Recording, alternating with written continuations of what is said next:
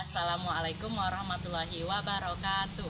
Halo teman-teman, kali ini aku akan membahas tentang filosofi Istana Dalam Loka dan sejarah penobatan Kesultanan Sumbawa, yaitu Sultan Kaharudin keempat. Bagi yang penasaran dengan videonya, yuk mari ikuti aku. Filosofi Istana Dalam Loka saat mencerminkan nilai-nilai Islam yang terkandung dalam arsitektur dan penataannya. Mewujudkan prinsip adat barantiko syara, syara barantiko kitabullah, yang artinya adat berlaku berdasarkan syariat dan syariat berlaku berdasarkan Al-Quran atau kitabullah. Yang pertama, filosofi Istana Dalam Loka dalam arsitektur dan penataannya. 99 tiang kayu jati. 99 tiang kayu jati mengartikan sebagai 99 nama Asmaul Husna atau nama-nama suci bagi Allah Subhanahu wa Ta'ala. Dan 99 tiang kayu ini melambangkan kebesaran dan keesaan Allah Subhanahu wa Ta'ala. Dan yang kedua, 17 anak tangga mewujudkan seluruh jumlah rokaat pada agama Islam, yaitu 17 rokaat. Yang ketiga, Istana Dalam Loka menghadap ke arah selatan. Mungkin kalian bertanya, mengapa Istana Dalam Loka menghadap ke arah selatan? Berikut adalah nilai-nilai dan alasannya mengapa Istana Dalam Loka menghadap ke arah selatan. Yang pertama, yaitu ada kenyamanan. Yang kedua, ada toleransi.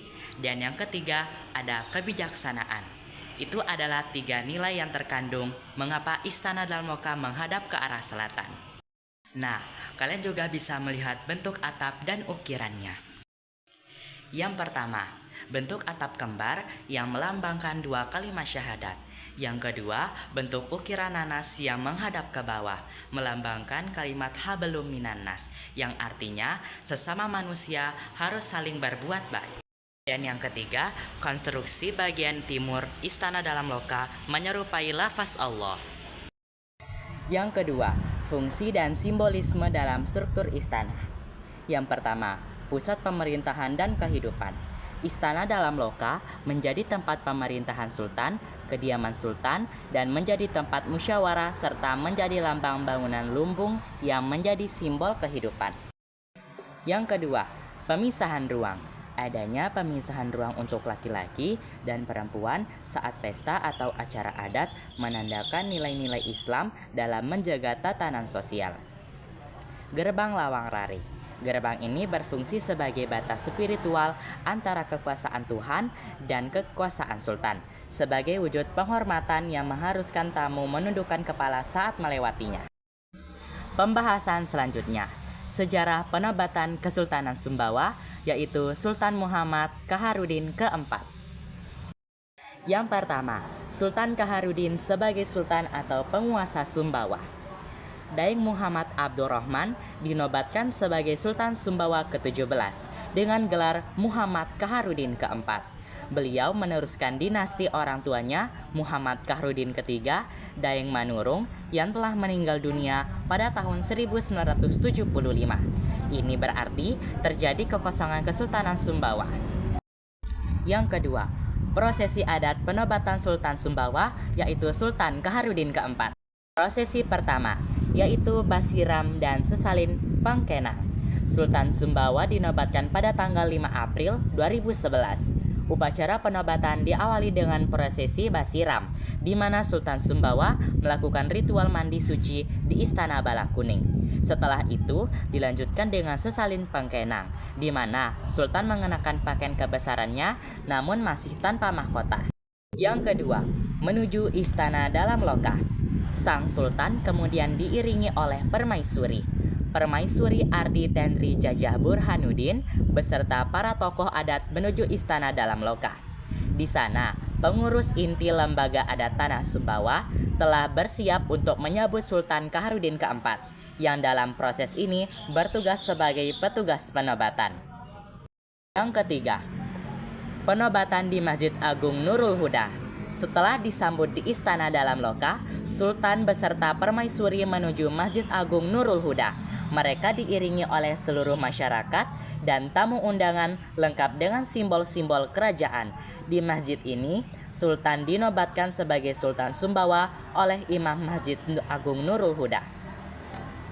Yang keempat, prosesi penyucian. Setelah dinobatkan, Sultan kembali ke Istana Dalam Loka dan diarak mengelilingi Dalam Loka sebanyak 7 kali. Prosesi ini dinamakan dengan jeruk air wam. Yang kelima, pagelaran budaya kolosal. Selain acara penobatan, panitia pelaksana juga menggelar pagelaran budaya kolosal yang menampilkan berbagai kesenian rakyat Sumbawa.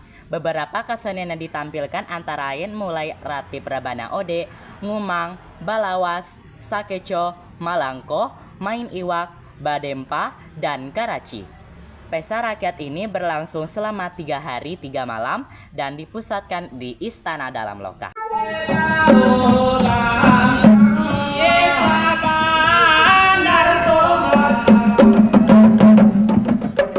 Kini saatnya menikmati kesenian daerah di Sumbawa. Beberapa di antaranya menarik perhatian saya seperti yang satu ini. Gentao atau pencak silat khas Sumbawa. 2 orang laki-laki saling memperagakan keahlian mereka dalam bela diri.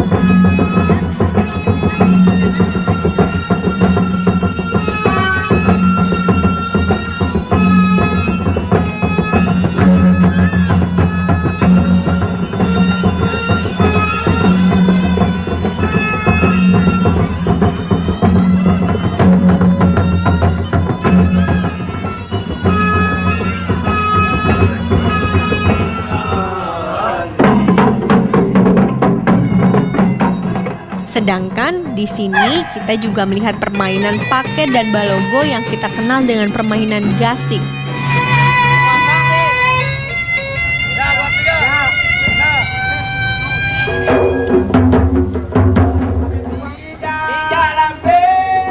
Atau yang ini, mereka menyebutnya dengan Gro Ngumang Saketa, disambut dengan tarian berempuk.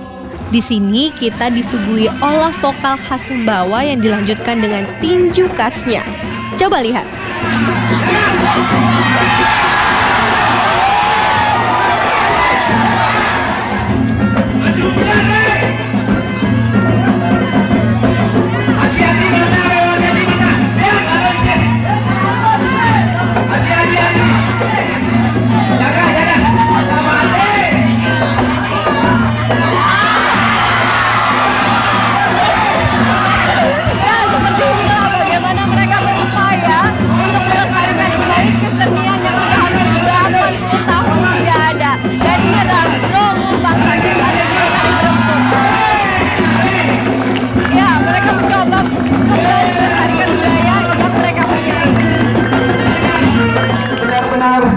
Saya sendiri sampai dengan saat ini masih belum pernah.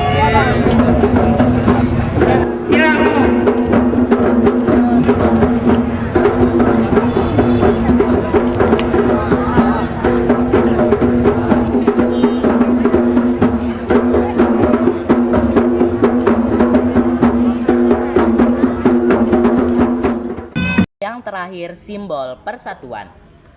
Prosesi penobatan Sultan Kaharudin keempat menjadi cerminan bagaimana proses penobatan Sultan Sumbawa ke-16 kembali diadakan.